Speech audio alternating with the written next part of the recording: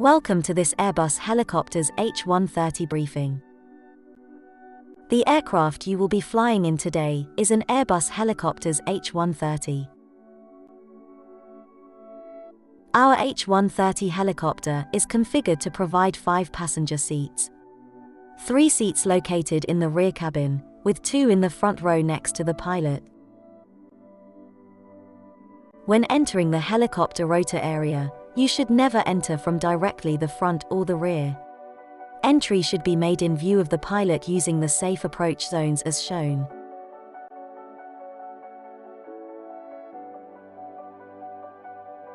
Before approaching the helicopter, you must remove all hats and headgear.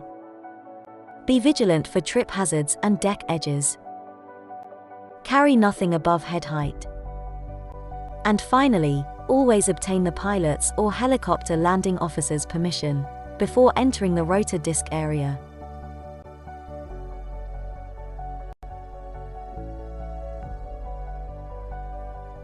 When it is time to board, the helideck team will safely guide you to the door area.